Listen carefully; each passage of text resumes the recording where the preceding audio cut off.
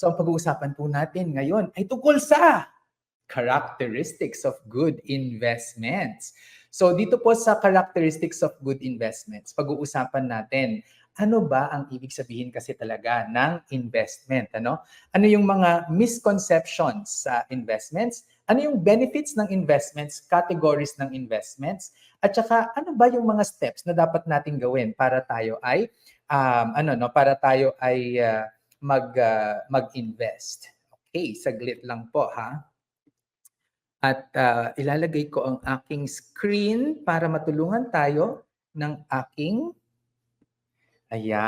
para matulungan tayo ng aking uh, team. Ayan. Okay. Anyway, sige. So, ano ba yung ibig sabihin ng investment? Okay? So, yung investment, ito yung outlay ng pera usually for income or profit. Oh, yan ang sabi ni Merriam-Webster. Okay?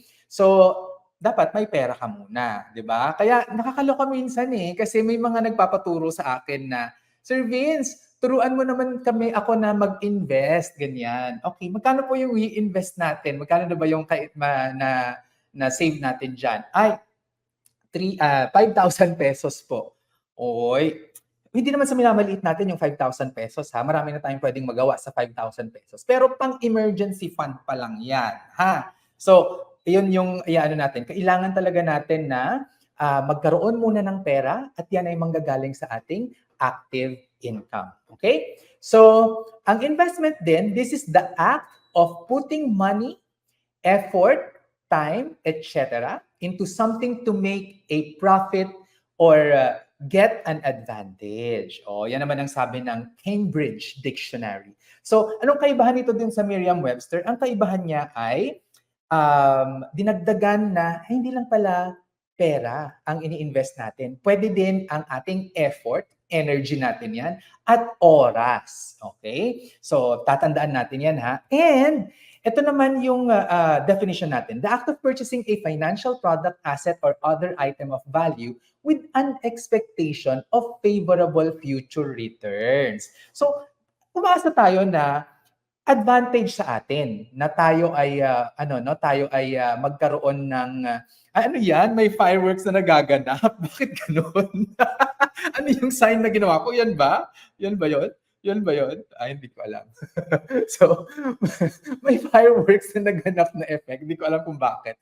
Anyway, so kailangan favorable returns. At anong ibig sabihin yan? Hindi yung mag-i-invest tayo tapos sasabihin natin, okay lang na mawala yan sa akin. Parang 'di ba may mga nagsasabi na only invest what you can afford to lose. Aba, talaga naman ang yaman niyo ha. Ganun ba talaga yung gusto natin na pag-i-invest? So dapat favorable yung returns at hindi yung ipinagsasapalaran natin, nagsusugal tayo o ipinagdadasal na lang natin na maging positive yung returns. Hindi.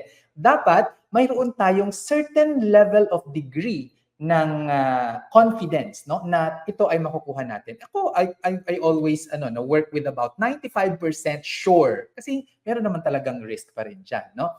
Which brings us to a point. Kung money, effort, and time yung ini-invest natin for favorable future returns, paano sinusukat ang yaman, di ba? So kapag sinusukat natin yung yaman, ay usually, di ba, ang tinatanong natin, marami ka bang pera? Okay? Meron ka din kasing mga mayaman na maraming oras. Naku, yung mga tambay sa kanto, di ba? Wala silang pera, pero mayaman na yan sa oras, di ba? Super dami nilang oras, di ba? At meron namang mga tao na sobrang daming pera, pero wala silang oras. Hindi rin nila ma-enjoy yung kanilang kayamanan. So, ano yung ibig sabihin nun? Ang tawag doon ay golden handcuffs. Di ba? Posas na ginto. Yun ang tawag dyan. Marami kang pera, pero wala kang oras. Dahil ikaw ay corporate slave, ikaw ay kailangan magserbisyo sa mga kliyente mo 24/7 kasi binabayaran kanila ng malaki. 'di ba? Oh, 'di ba? Naku, akala niyo lang talaga yung mga maraming pera, eh, happy-happy yang mga 'yan. Hay nako, marami akong kilala, maraming pera, pero hindi sila masaya, malungkot dahil nga everyday sila nasa stress sa kanilang trabaho at mas nakakasama pa nila yung kanilang boss at ang kanilang mga kliyente more than their family and friends. So, ganun ba talaga ang yaman na gusto mo? Mamili kayo. At yung third na point nga natin ay marami kang energy, 'di ba? So, pwedeng marami kang pera, marami kang oras, pero sakitin ka naman. Oh, 'di ba? Na ano ka na, parang ang ito yung usual na nangyayari diyan, eh, 'di ba? Parang okay, aantayin ko na mag-65 ako bago ko i-enjoy ang lahat-lahat ng mga ito. So, mag-iipon ako ng maraming pera at magsasakripisyo muna ako ng oras, no? Para pagdating ko ng 65 years old, pagdating ko ng retirement ko, ay diyan ko na talaga ibubuhos ang aking energy sa aking mga kapamilya, mga minamahal sa buhay. Oh, ayan. Anong nangyari? Tegi, 'di ba? Kasi yung oras na ipinagpaliban niya na i-spend sa kanyang family and friends o kaya magpahinga, nagsakripiso siya, ayan, nagkaroon siya ng diabetes, nagkaroon ng hypertension, nagkaroon ng sakit sa puso, ayun, maagang namatay, hindi rin niya na-enjoy. Kaya ano yung ating titignan dito? Ang titignan talaga natin dito dapat ay babalansehin natin yung tamang amount of pera, oras at energy para makuha natin yung masayang buhay. Okay? So, kailangan meron tayong maayos na kalusugan, maraming kaibigan at minamahal tayo ng ating pamilya, no? At yun, meron din tayong dapat pera, 'di ba? Actually, ano lang kami, no? Nag-meet kami ng aking friend sa Thailand. Yung friend ko sa Thailand ay, my God, P-Bat, I hope you are listening, ha? Because, we're very good friends, but it was after 23 years that we met again. No? So 23 years kami na nagkita ulit. So nakakaloka, di ba? Pero parang wala lang nangyari. Pero ang sinasabi niya ay, I like this age where we are now because we have time, we have energy, and we have money. Because 23 years ago, we don't have that much money. Yan yung chika ni Bat sa akin, kaibigan ko, from Thailand. Kakagaling ko lang kasi ng Bangkok. Ayan, okay? Anyway, so yun yung investment at saka sa pagsukat ng yaman. Tapos meron din tayong tinatawag na socially responsible investment. So alam niyo naman po yan talaga ang aking 'di ba? Yan talaga yung aking advokasya at yan talaga yung aking kinikilingan, no? Kasi ito yung mga investments na ginagawa natin sa mga companies natin, sa mga organizations and funds with the intention to generate immeasurable beneficial social or environmental impact alongside a financial return. So ang sinasabi ng socially responsible investments, hindi lang hindi sapat na tayo ay kumikita lamang. Dapat yung pinaglalagyan natin ng pera, yung pinaglalagyan natin ng ng ating negosyo, no, ay nakakatulong sa society, hindi siya nakakasira ng mga relasyon, hindi siya nakakapagpahirap ng buhay, no, nakakapagpaganda siya ng buhay, at hindi rin siya naninira ng ating kalikasan. Sige. So ang tanong natin ay, which do you prefer? Traditional or socially responsible investments? Ano ba yung gusto ninyong klase ng investment? So ano yung mga investment misconceptions? Sabi kasi, ayoko mag-invest kasi complicated yan, risky. Sa mga professional managers na lang yan anong tawag dyan? Ipamanage lang sa kanila, no? Naku, kapareho lang yan ng pagsusugal, no? And talayan naman talaga ay para sa mga mayayaman. At yan din ay kumakain ng oras, di ba? Yan yung mga misconceptions about investment. Pero pag titignan natin, no, itong mga complicated na yung may sagot tayo diyan eh. Itong mga pagiging complicated, risky, best left to professionals, ganyan, ano, pag nakikita niyo diyan. ay pwede naman na pag-aralan natin para hindi siya maging complicated, para mabawasan ang pagiging risky niya, at para hindi tayo umaasa no, sa sasabihin na lang ng mga fund manager o kaya mga itago na natin sa mga pangalang financial advisors, di ba? Ayun. So, kung alam mo kasi yung pinapasok mo, bumababa yung risk niyan eh. Tapos, ayun, so kaya napag-aaralan. At napagtutulungan din ito kasi sabi, designed lang yan for the rich. No? Kaya nga tayo ngayon, nagtuturo tayo, nagtutulungan tayo. No? At pag sumali kayo sa SEDPI Co-op, yan talaga yung tulungan. At time-consuming daw, o yan, di ba, time-consuming. Huwag mo kasing solohin, di ba? Pagtulungan nyo with your family members, hindi lang dapat ikaw talaga yung umiintindi ng investment. No? So, ano yung mga benefits ng investing? So, it will generate income for the investor. It will hopefully beat inflation para ma-maintain yung purchasing power ng pera mo. It will strengthen the purchasing power of your money kung better than inflation yung rate na nakukuha mo. No? Mayroon din itong tax benefit, unfortunately. Kasi ang mga investors, ang kita niyan, mas maliit yung tax rate compared sa labor. No? And nakaka-afford tayo ng higher standards of living, and it can lead to financial empowerment. Hindi ka matatakot na iiwanan ka ng jowa mo kasi mayroon kang investment. Confident ka na kayang-kaya mo. Diba? So ano yung mga categories natin ng investment? Mayroon tayong tatlo. No? So the three categories of investments are lending investments, ownership investments, and entrepreneurship or establishing your own business. Yung lending investments, ito yung mga financial product where you will lend your money o pinapahiram mo, pinapautang mo yung iyong pera to an individual or organization, and in return, you gain interest or income. No? Ano mga examples nito? Mga savings accounts natin, time deposits, money market accounts, mga debt obligations. Pag nagpautang tayo na may kontrata ha, kasi kapag walang kontrata yan, parang drenowing lang natin yan sa tubig, no? At hindi natin siya talaga masisingil, di ba? At hindi siya enforceable. Your word against mine, di ba? Mahirap yan. Okay, mga bonds. So these are our examples of lending investments. Ownership investments, ito naman po yung mga examples niyan, ano? Stock investing, land banking, real estate management, and joint ventures. Ano yung kaibahan nito sa lending, no? Yung ownership investments, nagiging may kamay-ari or may-ari o kamay-ari ka. So may-ari, 100% sa iyo or kamay-ari partial. Okay? So, it entails becoming an owner no, of a business or property when you invest. Okay? So, yan yon. And then the third type of category of investment natin ay entrepreneurship. Ito yung pagnenegosyo naman. So, this is the process of designing, launching, and running a new business or venture with the aim of generating financial returns and growth opportunities.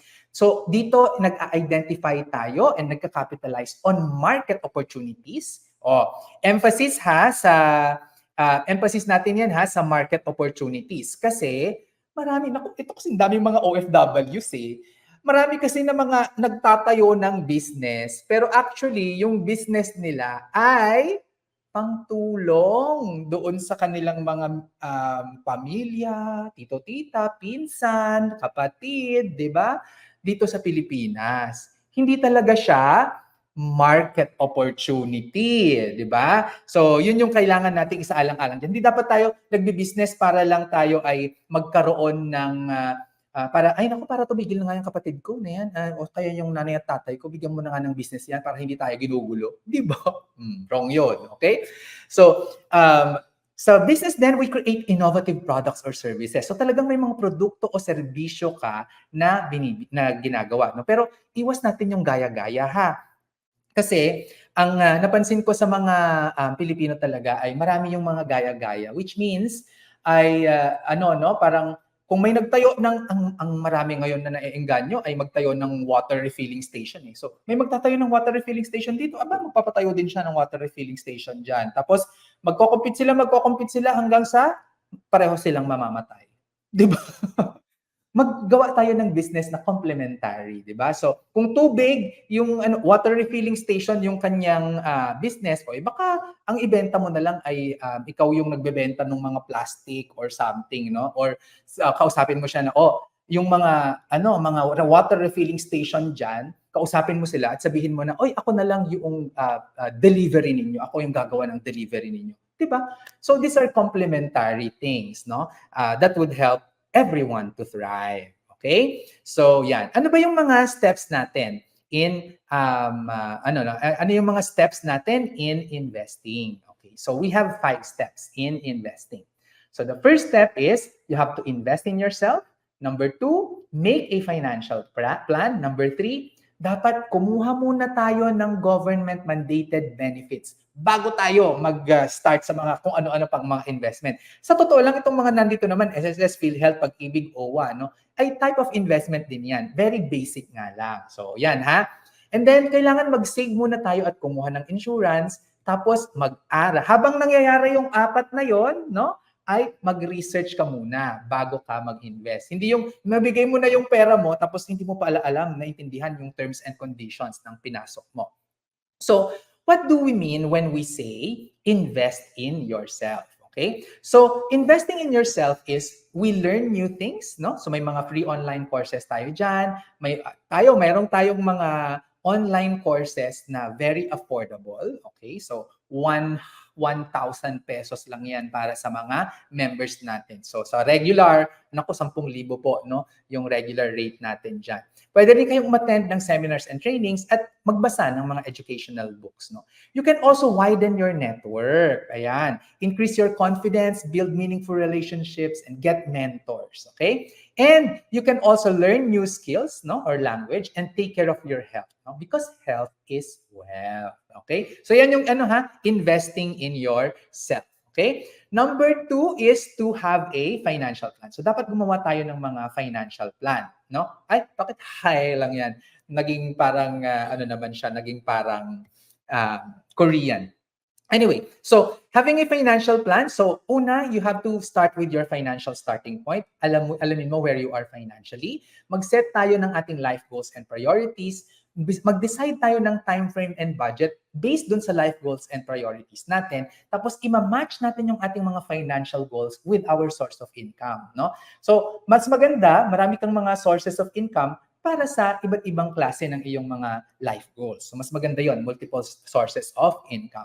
And then, i-implement natin and i-monitor yung iyong progress. Yung steps 1 to 4 dyan ay madali lang. Yung number 5 talaga, yung challenge. Kasi gagawin mo na no? I-implement mo na siya. Okay? So, sa step 3 natin, government mandated benefits. So, meron tayong PhilHealth, no? This is for our foundation for health insurance. Yung Pag-ibig natin, this is actually our foundation for savings. Yung social security system natin, SSS, that's our foundation for retirement, no? At yung OWA naman, this is our foundation for repatriation, ha? Para hindi pag may mangyari sa inyo at gusto nyo magpalibing dito sa Pilipinas, ay makakatulong yung OWA. Okay? Yan. And then step 4, umano naman na tayo. Kumuha muna tayo ng ating emergency savings, di ba? So yung emergency savings natin should be 9 times your monthly expenses. So yun muna yung gawin natin. So kung 9 times of your monthly expenses yan, ilagay mo na siya sa Pag-ibig MP2 para hindi mo kaagad na nakukuha. So part of it, ilagay mo rin sa savings account mo na yung ATM ay wag mong ilagay masyado dyan sa very accessible sa'yo kasi baka ma-withdraw mo lang ng mabilis, no?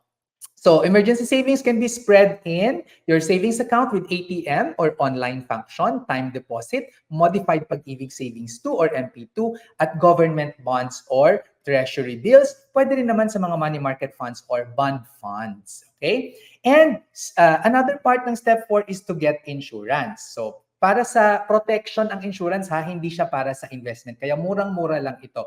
Kung kailangan ninyo ng more information about insurance, meron po tayong online course dyan. At self-paced naman yan. I-promote natin yan next week. No?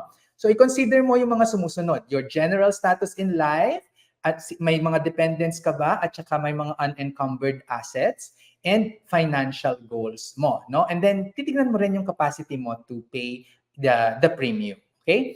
And step 5 is to research before you invest. So magbasa tayo ng libro, umattend ng seminars, manood kayo ng ating mga videos, di ba? Mag-validate din kayo ng information from independent sources and disinterested parties para wag kayo dun sa mga nagbebenta kumuha ng information. Kasi syempre yung mga magaganda lang yung sasabihin nila, di ba?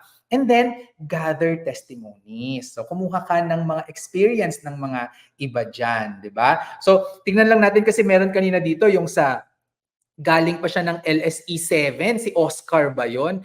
Ang LSE 7, batch 7 kasi yan eh. So siguro mga 2015 pa yan, no? So ibig sabihin si Oscar ay 9 taon ko nang kakilala. O ganyan ka ano no, ganyan ka loyal yung mga kapanalig natin sa financial literacy. Okay? And always remember, we have to choose what we call sexy investments. And sexy stands for security and cashability, X factor for social and environmental protection, and yield or returns. At ipaprioritize po natin ang sex, security and cashability at X factor over Y, no? Which is our yield. So uunahin muna natin itong sex bago ang kita natin na Y. Ayan ha? So yan po ang ating sexy investment framework. Kaya iniimbitahan ko po kayo na maging sexy investor katulad ko, no? Because in investing, sustainability should be included, no? So positive social impact and environmental protection, yan dapat ay kasama, no? Hindi siya optional or secondary, dapat kasama siya sa ating analysis.